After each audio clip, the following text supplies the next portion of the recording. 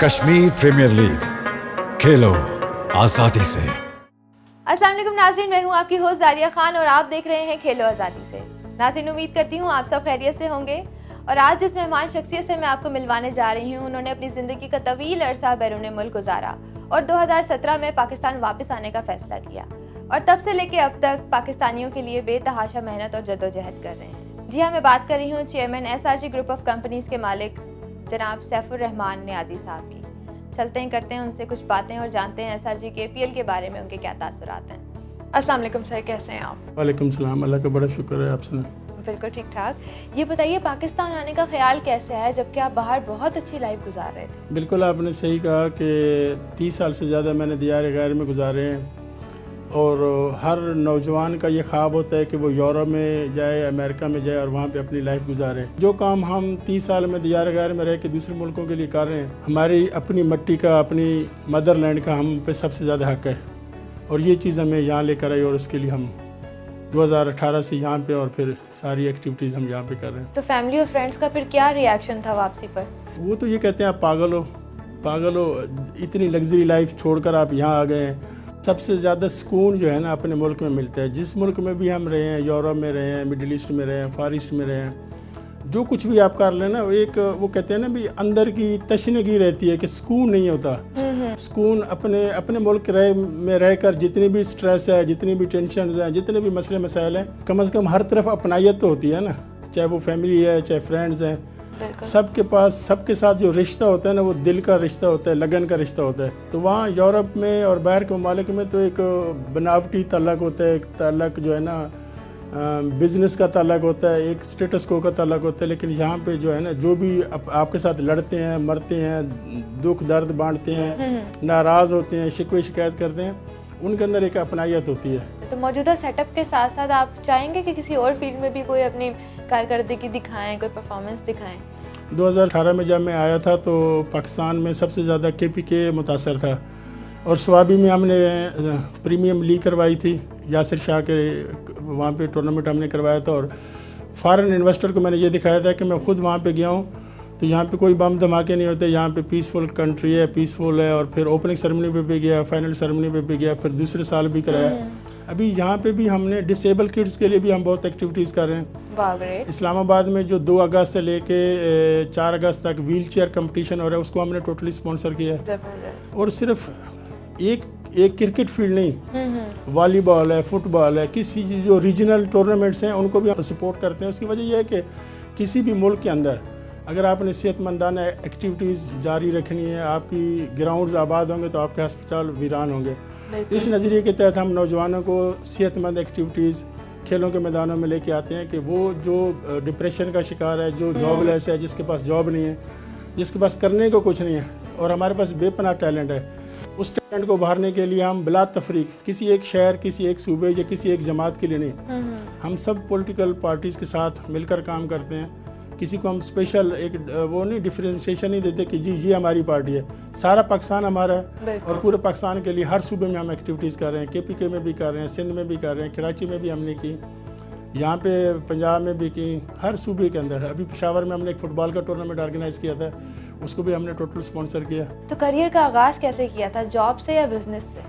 असल में जब बड़ी अजीब सी बात है कि बड़े भाई जितने भी मेरे फैमिली में, मैं सबसे नालायक हूँ। अच्छा। इसकी वजह यह है कि मुझे मेरे वालिद साहब नेवल में थे और कराची में हमारी तालीमी तरबियत है। तो मुझे जब ट्यूशन के पैसे मिलते थे तो वो पैसे जो है ना, मैं फ़ीस इकट्ठी करता था, मैं ट्यूशन पढ़ने नहीं जाता था। हम जुम्मा बाज़ार में ईद कार्ड बेचते थे या हम स्टॉल लगाते थे, हम 3-4 दोस्त मिल के बिज़नेस एक्टिविटीज़ करते थे। फिर उस वजह से मार भी पड़ती थी, डांट भी पड़ती थी। तो लेकिन यह है कि वो ट्यूशन ना पढ़ के भी हमारे जो है ना मार्क्स वगैरह अच्छे आ जाते थे। तो वालिदैन से छुप के काम करते थे, क्योंकि वालिद साहब कहते थे पढ़ाई करो, तो हम कहते थे कि नहीं, बिज़नेस करना है। तो भाइयों में सिर्फ एक मैं ही हूँ बिज़नेस फील्ड में, बाकी सब IT एक्सपर्ट भी है और अच्छी पोस्टों पे हैं, अच्छे काम कर रहे हैं। अच्छा ये बताइए, SRG KPL के थ्रू कश्मीर के लिए क्या तब्दीली आएगी, कश्मीरी अवाम, उनके नौजवानों के लिए क्या तब्दीली देके जाएगा? ये KPL जो है ना, ये लोगों को तो एक छोटा सा लफ्ज़ नज़र आता है, KPL 3 वर्ड्स, लेकिन इसके पीछे आरिफ मलिक साहब और शहजाद साहब की जो मेहनत है वो 3 साल की मेहनत है।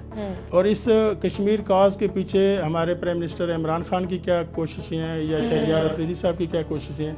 असल में हम दियार गैर में मैं रहा हूँ, 30 साल मैंने यूरोप में गुजारे हैं, और जितनी करब की ज़िंदगी कश्मीर के लोग गुजार रहे हैं और कश्मीरियों को जो सपोर्ट करने वाले यूरोप में हैं वो कितनी एफर्ट्स करते हैं वो आम बंदे को नहीं पता। क्योंकि हम यूरोप में यूएनओ के फोरम के ऊपर जाके एम्बेसियों के सामने जाके हम प्रोटेस्ट करते हैं कश्मीर डे के ऊपर, वो हमें पता है। और फिर वो कहते हैं ना कि आप अपने मुल्क में रहते हैं, एक चीज़ आपको बेकदरी से मिलती है तो उसकी आप कदर नहीं करते।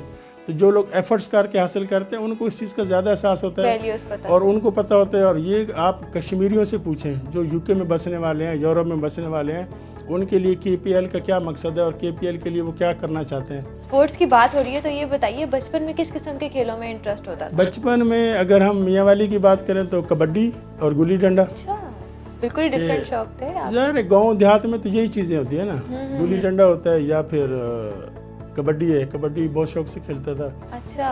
और उसके बाद जब कराची में गए तो कराची में फुटबॉल और क्रिकेट। जी, तो नाज़रीन चलते हैं हमारे पहले सेगमेंट की तरफ। जी, तो पहली ऑप्शंस हैं क्रिकेट या फुटबॉल? फुटबॉल। फेसबुक या ट्विटर? फेसबुक। सीरियस या फनी? सीरियस। जॉब या पॉलिटिक्स? पॉलिटिक्स। कॉफी या टी?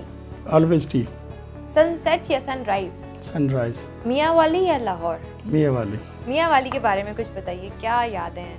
मियाँ वाली होम टाउन है जी, सारा कुछ तो वहीं से है, वो हमारी पहचान है। वो अपने गांव से, अपनी मिट्टी से बहुत प्यार है। बचपन गुजरा होता है, बचपन वहाँ से गुजरा। यानी मैंने 5वीं तक मियाँ वाली में पढ़ी है अपने गांव में, 6ठी मैंने पेशावर में पढ़ी है क्योंकि वाले साहब बाहर चले गए थे तो मुझे चचा के पास भेज दिया था, वार्षिक रोड मिचनी चुंगी, वहाँ पे मैं पढ़ता रहा। 8वीं 9वीं 10वीं फिर मियाँ वाली में, फिर आगे FSC BA MA वो फिर कराची में, पूरे पाकिस्तान में तालीम हासिल की है। ये तो बड़ी अच्छी बात है। SRG ग्रुप्स के बारे में कुछ बताइए ऑडियंस को, और आगे क्या फ्यूचर प्लान्स हैं आपके? असल में SRG ग्रुप इस वक्त पाकिस्तान के अंदर हमारी 10 कंपनीज़ हैं जिसमें हम एग्रीकल्चरल फील्ड में, प्रॉपर्टी में, TV मीडिया में, हमारी LED स्क्रीन्स भी हैं, ब्रावो स्टोर्स है, हमारे कैब सर्विस है, IT की 3 कंपनियां हैं हमारी, IT के ऊपर हम बहुत ज़्यादा काम कर रहे हैं। और दुनिया भर में जितने भी मेरा बिज़नेस है ना, मेरे साथ कोई 1% का पार्टनर नहीं है।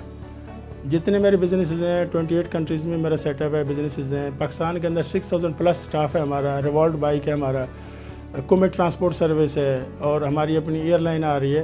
तो मैं अल्लाह की राह में 3 to 5% खर्च करता हूँ। यानी मेरे जितने बिजनेसेस हैं उसमें मेरा पार्टनर अल्लाह है। 3 to 5% वो हम अपनी रहमान शुदा वेलफेयर ट्रस्ट के ज़रिए तमाम इज्तमाही कुर्बानी करते हैं, ये एक्टिविटीज़ करते हैं, गरीबों को राशन तकसीम करते हैं। यानी जो भी मेरी अर्निंग होती है उसमें 3 to 5% मैं अल्लाह की राह में खर्च करता हूँ और अल्लाह मेरा पार्टनर है और मेरा कोई पार्टनर नहीं है। तो SRG ग्रुप्स ने पाकिस्तान में कितनी जॉब्स क्रिएट की हैं? अभी हमारे पास जो है 6000 प्लस स्टाफ हैं। अच्छा। जो स्टाफ हैं जो हम सैलरी जिनको देते हैं 2.5 से 3 करोड़ हम उनको सैलरी दे रहे हैं और वो सैलरी जो है ना 15,000 से लेके 8 लाख रुपए तक है। लेकिन जो हमारी नेटवर्किंग इंडस्ट्री है, नेटवर्किंग इंडस्ट्री में हमारे 5-5.5 लाख मेंबर हैं। उसमें डिसेबल हैं, जो गूंगे हैं, बहरे हैं, नाबीना लोग हैं, वो भी 1.5 से 2 लाख रुपए ऑनलाइन सर्विस से कमा रहे हैं, काम कर रहे हैं। और पाकिस्तान के अंदर हमारे इस वक्त 5.5 लाख मेंबर हैं और अगर एक मेंबर के साथ 4 या 5 फैमिली मेंबर जुड़े हो तो 25 से 30 लाख लोग हमारे सिस्टम से जुड़े हुए हैं। हम भी यही जानना चाहते हैं कि इतना बड़ा ग्रुप फिर आप कैसे मैनेज करते हैं अकेले, जबकि आपने कहा कोई पार्टनर भी नहीं है साथ आपके? मैंने बताया ना कि जो अब जैसे अगर हम शोबे से कोई रिलेटेड काम है मेरी, अगर आपके साथ हमारी कोई ऐसी डील होती है कि जी हम शोबिस का कोई प्रोजेक्ट करना चाहते हैं तो मैं आपको उसमें डायरेक्टर बनाता हूँ। तो आपका काम है अपनी टीम को मैनेज करना। 6000 प्लस अगर मेरे पास 6000 प्लस मेरे पास मेंबर हैं जो जॉब कर रहे हैं, किसी को भी मैंने खुद अपॉइंट नहीं किया। हमारा जो HR डिपार्टमेंट है कोई सिफारिश नहीं, यानी हमारे यहाँ, बल्कि मुझे वाले साहब ने ये सिखाया था, DIG हबीबुल्लाह नियाजी थे यहाँ पे पिंडी में, तो मैं उनके पास आया था। मैंने उनको कहा था कि आप मेरे वाले साहब के दोस्त हैं, क्लास फेलो हैं, तो आप मुझे ना ESI भर्ती करें। तो उन्होंने कहा बेटा आप अपने पापा को कहो मुझे कॉल करें, मैं आपको भी लेटर बना देता हूँ, मैं आपको जॉब दे दूँगा। मैंने पापा को फ़ोन किया तो पापा ने कहा नहीं बेटा, एक लियाकत अली होता है, एक सिफारिश अली होता है। हमने सिफारिश अली का सहारा नहीं लेना, अपनी लियाकत अली से जो कुछ आपने बनना है। तो हमारी कंपनी में भी कोई बंदा भी हमने पर्ची पे सिफारिश पर अपॉइंट नहीं किया, ना कोई मेरा रिश्तेदार है, ना मैं किसी को जानता हूँ, जो मेरिट पे पूरा उतरते हैं, जो कंपनी की रिक्वायरमेंट है, क्योंकि अगर हम राइट प्लेस पे राइट पर्सन रखेंगे तो वही आपको सोर्स ऑफ इनकम करके देगा। अगर आप राइट प्लेस पे आप सिफारिशी रखते रहेंगे तो आपका कंपनी का बेड़ा गर्क करेगा। यही वजह है कि हम इतना बड़ा ग्रुप बनाए हैं और इंशाल्लाह ये तो कोरोना की वजह से हम ट्रैवल नहीं कर पाए और बाहर नहीं जा सके, नहीं तो हमारा ये जो अभी 28 कंट्रीज़ हैं, ये 56 कंट्रीज है, इससे भी ज़्यादा होते हैं। एसआर ग्रुप्स जो हैं उनको वो एक ट्रस्ट भी चला रहे हैं आप लोग जी। तो क्या देखते हैं उसकी कैसी वर्किंग है, क्या ऑब्जेक्टिव्स हैं उसके? रहमान वेलफेयर ट्रस्ट जो हमने बनाया था ना, उसका मकसद ये था कि मेरे पास ना मलेशिया में एक डेलीगेशन आया था पाकिस्तान से, तो वो हिंदू लड़के थे, उसमें ना 2-3 हिंदू थे।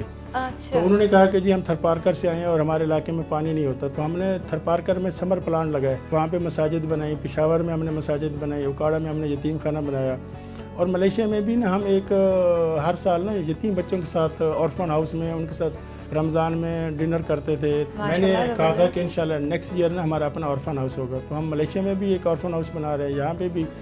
तो हम ये चाहते हैं कि जो भी हमारा सोर्स ऑफ इनकम है उसमें हम कुछ ना कुछ ज़कात की मद में देते हैं, कुछ ना कुछ यतीम और नादार बच्चियों की शादियों के लिए देते हैं, हेल्थ फील्ड हो, चाहे एजुकेशन हो, स्कूल के बच्चों को बुक्स देना। उसके बाद अभी ये जो कराची में तूफ़ानी बारिशें आई थी, वहाँ पे बहुत सी ऐसी औरतें थी जिन्होंने अपने स्टॉक छोटे छोटे स्टोरों में रखे हुए थे, वो सब तबाह बर्बाद हो गए थे। रिक्शा ड्राइवर्स हैं जो गाड़ियाँ नहीं चला सकते थे, तकरीबन 1.5 करोड़ जो है ना हमने कराची और हैदराबाद में जो है ना उन रिक्शा ड्राइवर्स को, उन औरतों को दिया जो बेचारी ऑनलाइन काम करती थी और उनके स्टॉक कपड़े वगैरह तबाह बर्बाद हो गए। ये बताइए बचपन में कैसे थे, शरारती या बहुत शरारती? बहुत शरारती। कोई ऐसी शरारत बताएं जिस पे अम्मा अब्बा से बहुत पिटाई लगी हो? एक दफ़ा वालिद साहब, एक जमात इस्लामी का एक इज्तिमा था, तो वालिद साहब वहाँ गए हुए थे, तो मैंने कहा आज तो अब्बा नहीं है, जल्दी ना मैं 8 बजे ही सो गया ना। तो जब अब्बा घर में आए तो अब्बा ने पूछा भाइयों से कि सैफ़ी ने नमाज़ पढ़ी है, तो भाई ने कहा नहीं नमाज़ नहीं पढ़ी अब्बा, जैसे ही सो गया। तो अब्बा ने कहा उठाओ इसको, नमाज़ पढ़ के सोए। मुझे भाई ने उठाया कि अब्बा आ गया, जल्दी उठो नमाज़ पढ़ो। तो मैं जब उठ के गया वज़ू करने के लिए नमाज़ पढ़ने, मैंने देखा अब्बा रोटी खा रहे थे, तो मैंने समझा शायद अब्बा ना सुबह का नाश्ता कर रहे हैं। आप समझे सुबह हो गई है? सुबह हो गई, मैंने कहा सुबह हो गई। मैं गया वज़ू किया, वज़ू करके ना मैंने नमाज़ पढ़ी, नमाज़ फजर की मैंने नमाज़ पढ़ी डेफिनेटली। नमाज़ पढ़ के मैं कुरान खोल के बैठ गया, कुरान पढ़ने लग गया जो हमारी रूटीन थी। तो थोड़ी देर बाद फिर अब्बा ने पूछा छोटे भाई से कि भाई क्या कर रहा है सैफ़ी? उसने कहा अब्बा वो तो कुरान पढ़ रहा है। तो कहते हैं वो पागल अभी तक नींद में है, सोया हुआ है, उसे कुरान लेके उसको सुला दो। यानी मैंने नमाज भी पढ़ी तो वो नींद की हालत में पढ़ी। यानी एक बचपन से एक ऐसी ट्रेनिंग थी कि नमाज़ पढ़नी है, कुरान पढ़ना है, और वो अगर हम नहीं करते थे तो उसके ऊपर भी हमें एक पनिश मिलती थी कि नहीं इसको उठाओ नमाज़ पढ़े बगैर कैसे सो गया। तो जनाब चलते हैं हमारे सेकंड सेगमेंट की तरफ। पहली पिक्चर है आयशा उमर, अच्छी मॉडल है, अच्छी एक्टर है। और कोई एडवाइस करना चाहेंगे? Keep it up. Second picture है आसिफ अली जरदारी, बहुत मंजे हुए पॉलिटिशियन जी। तीसरी पिक्चर है उमर अकमल, अच्छा खिलाड़ी है, क्रिकेट के सब स्टार से हम दिलो जान से प्यार करते हैं। क्रिकेट की बात हो रही है तो फेवरेट क्रिकेटर कौन है आपका वैसे? इमरान नज़ीर। खाना बनाने का कितना शौक है? बहुत ज़्यादा। क्या अच्छा बनाते हैं? मैं बहुत अच्छे शेफ़ हूँ, बिरयानी बहुत अच्छी बनाता हूँ, पाए बहुत अच्छे बनाता हूँ। अच्छा। ज़ाहिर है दियार गार में रहते हुए मुझे, जब मैं फर्स्ट ऑफ ऑल कोरिया गया था तो मुझे अम्मी ने बताया था भी खाना कैसे बनाना है। तो वो 1 साल वो पर्ची में सामने रखता था कि पहले प्याज काटना है, फिर उनको ये करना है, पूरा 1 साल। अच्छा। फिर मलेशिया में हम रेस्टोरेंट भी चलाते रहे, रेस्टोरेंट चेन है हमारे, तो बिरयानी, पास्ता, स्पैगेटी बहुत अच्छे बना लेता हूँ। जाने से पहले खेलो आज़ादी के प्लेटफॉर्म से ऑडियंस को कोई मैसेज देना चाहेंगे, कोई अच्छा सा पैगाम? खेलो आज़ादी से और दिलो जान से। ज़िंदगी के कोई भी शोबा है, आपका शोबिज़ का शोबा है, तालीम का शोबा है, टीचिंग का शोबा है, ज़िंदगी के आप किसी भी हिस्से से, किसी भी शोबे से आप तलक रखते हैं, जब आप दिलो जान से काम करेंगे ना तो आपको दुनिया की कोई ताकत हरा नहीं सकती, कामयाबी आपके कदम चूमेगी। शर्त यह है कि दिलो जान से काम करें, दिखावे के लिए काम ना करें या एक लिमिटेड सैलरी के लिए काम ना करें। एक वो कहते हैं ना, एक छोटा सा आपका टारगेट है जी, बस ये मुझे मिल जाए उसके बाद मैंने छोड़ देना है। कामयाबी जो है ना मुसलसल मेहनत का नाम है, मुसलसल करें, हमेशा करें और इंशाल्लाह आप कामयाब होंगे। जी तो नाज़रीन, उम्मीद करती हूँ आज का एपिसोड आपको बहुत पसंद आया होगा। इसी तरह मिलेंगे एक नए एपिसोड में एक नए मेहमान के साथ। जब तक के लिए रखिए अपना बहुत सारा ख्याल और खेलो आज़ादी।